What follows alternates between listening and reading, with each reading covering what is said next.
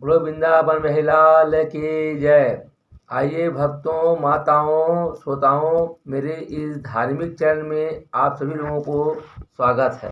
इस चैनल को सब्सक्राइब, घंटी को ऑल पर सेट करें, वीडियो को लाइक करें, शेयर करें। वृंदावन महिलाल की जय।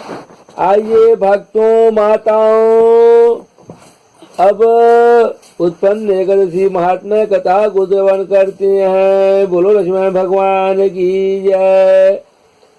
इस प्रकार नैमिषार नामक क्षेत्र में संत साधु महात्मा ऋषि मुनि वैष्णव ब्राह्मण 88,000 ऋषि गण महात्मा विराजमान होकर के परम परमात्मा व्यास जी महाराज के परम शिष्य सूर्यमुखार बिंदु से नाना प्रकार से महात्मा कथा को श्रवण कर रहे हैं। और सच्चिदानंद कृष्ण महाराज मुखार बिंदु से राजा दृष्टि पांचों पांडव इत्यादि जो है कहती कथा महात्मा कथा को श्रवण कर रहे हैं।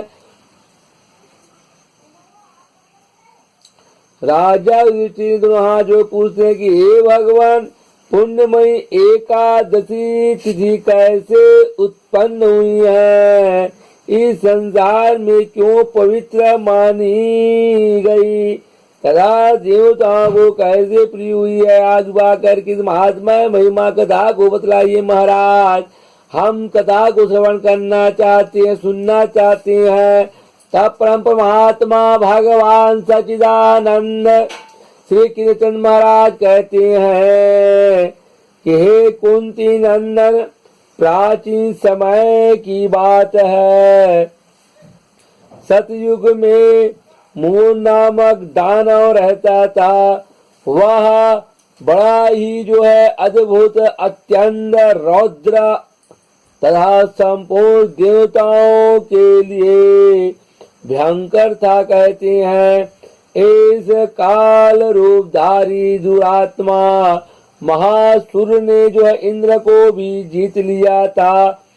संपूर्ण देवता उससे परास्त होकर स्वर्ग से निकाले जा चुके थे और संकित तथा भयभीत होकर के पृथ्वी पर विचरा करते थे। एक दिन सब देवता महादेव जी के पास पहुंच गए।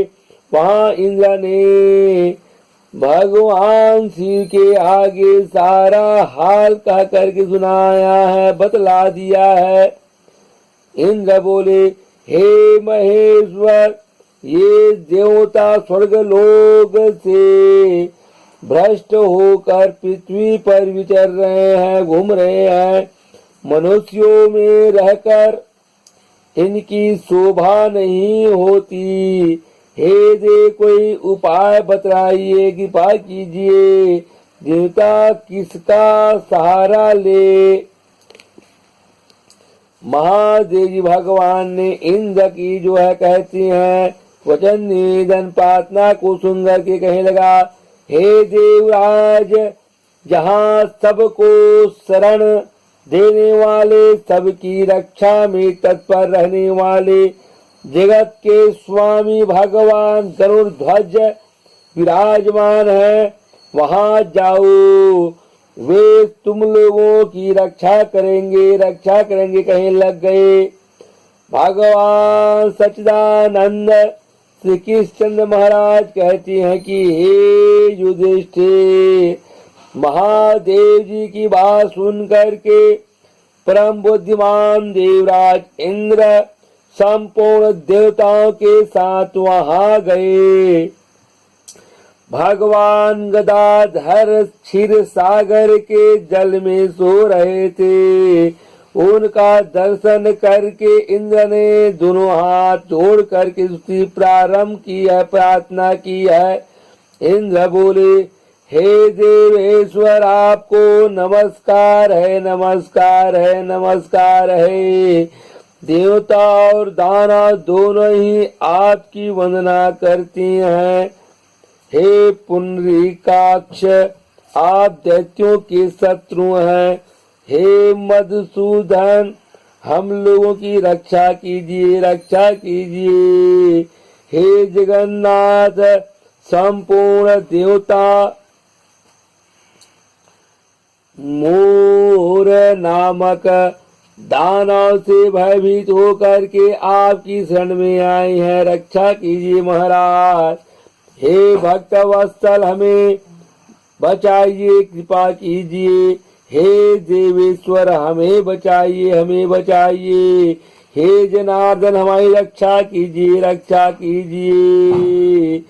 दानवों का विनाश करने वाले कमल नयन, हमारी रक्षा कीजिए, रक्षा कीजिए। हे प्रभु, हम सब लोग आपके समीप आए हैं, सानिध्य में आए हैं, आपके शरण में आए हैं, आपकी ही शरण में आ पड़े हैं। हे भगवान, शरण में आए हुए देवताओं की सहायता कीजिए, सहायता कीजिए। हे देव, आप ही पति, आप ही मति, आप ही कर्ता और आप ही कारण है। आप ही सब लोगों की माता और आप ही इस जगत के पिता हैं। हे भगवान, हे देव देवेश्वर, शरणागत वत्सल देवता भयभीत होकर के आपकी शरण में आए हुए हैं। हे प्रभु, अत्यंत उग्र स्वभाव वाले महाबली मोर नामक दैत्य ने संपूर्ण देवताओं को जीत करके उन्हें स्वर्ग से जो है निकाल दिया है। इंद्र की बात सुन करके भगवान विष्णु बोले, हे देवराज, यह दानव कैसा है, उसका रूप और बल कैसा है, तथा उस दुष्ट के रहने का स्थान कहाँ है, हमें बतलाइए। इंद्र बोले, हे देवेश्वर, पूर्व काल में ब्रह्मा जी के वंश में ताल जंग नामक एक महान असुर उत्पन्न हुआ था, जो अत्यंत भयंकर था। उसका मूर्दानव के नाम से विख्यात हुआ।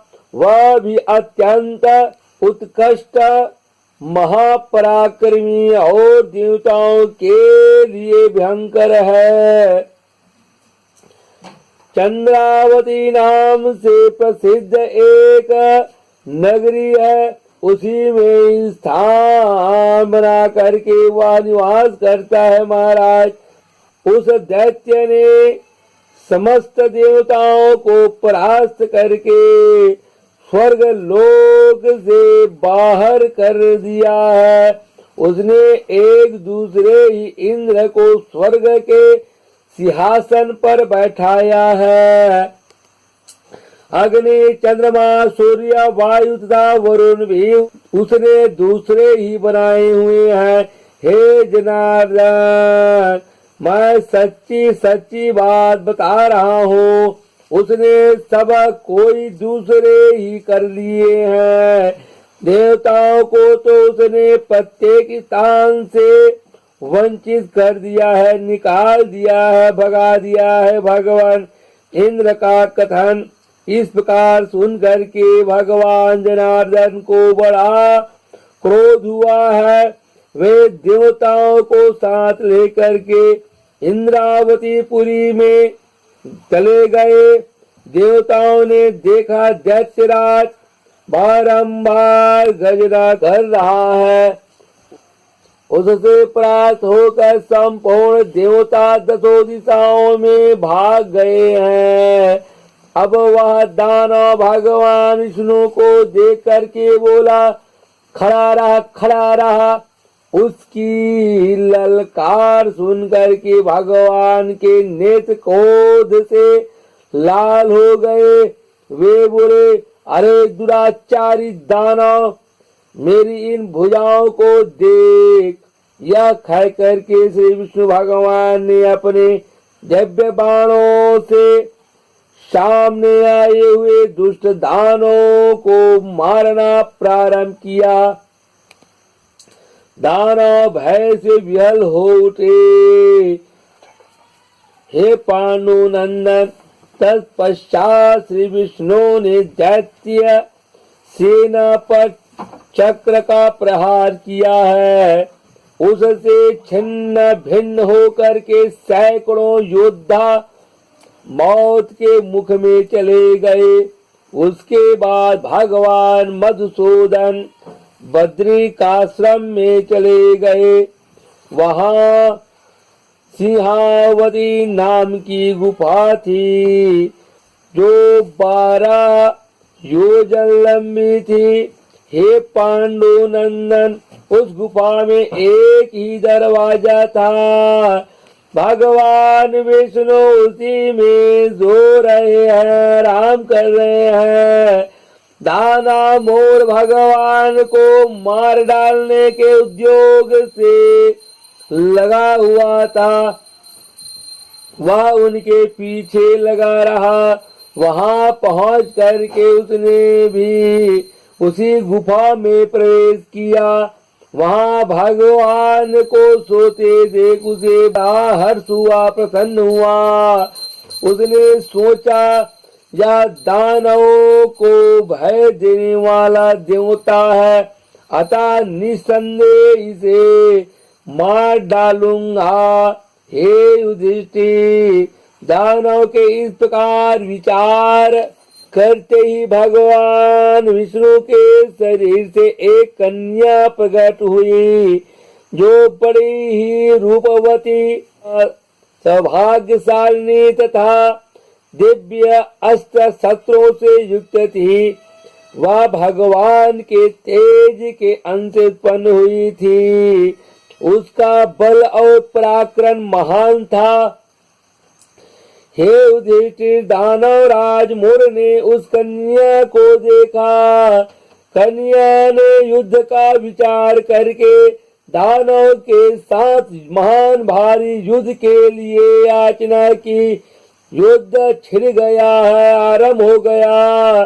कन्या सब प्रकार की युद्ध कला में निपुण थी, सुदक्ष थी। वह मोर नामक महान असुर उसके हुंकार मात से राख का ढेर हो गया।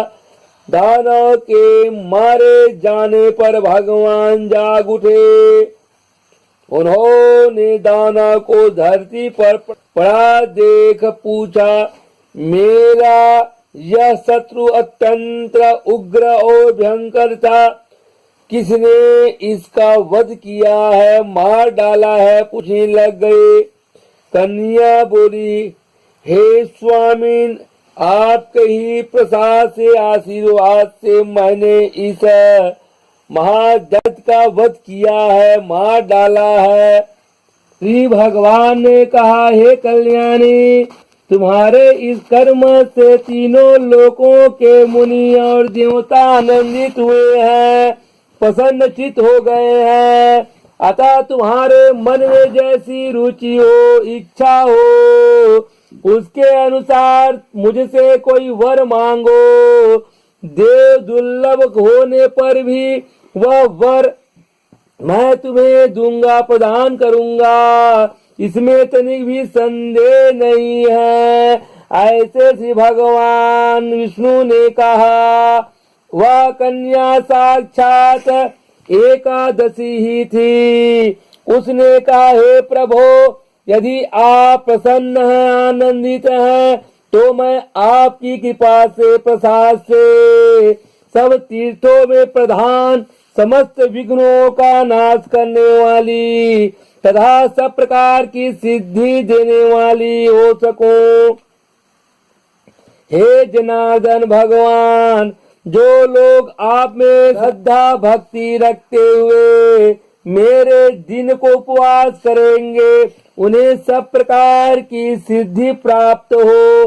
हे माधव भगवान, जो लोग उपवास, नक्त अथवा एक भुक्त करके मेरे व्रत का पालन करें, उन्हें आप धन, धर्म और मोक्ष प्रदान कीजिए भगवान। इस प्रकार वह कन्याएं करसी कहने लग जाती हैं। उनके प्रार्थना निवेदन को सुन करके श्री सच्चिदानंद श्री विष्णु भगवान बोले, हे कल्याणी, तुम जो कुछ कहती हो वह सब पूर्ण होगा, सफल होगा कहा।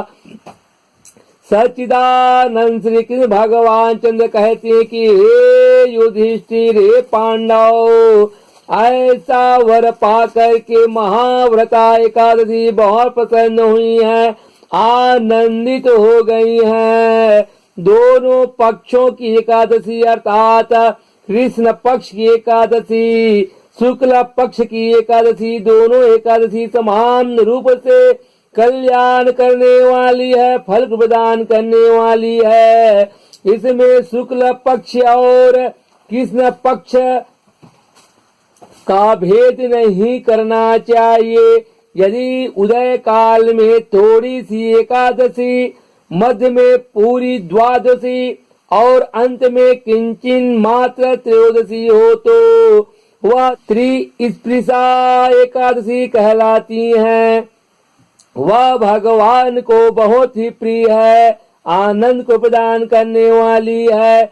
यदि एक त्रिस्पृशा एकादशी को उपवास कर लिया जाए तो 1 सहस्त्र एकादशी व्रत करने का फल प्राप्त हो जाता है, तथा इसी प्रकार द्वादशी में पारण करने पर सहस्त्र गुणा फल को प्रदान करने वाला माना गया है।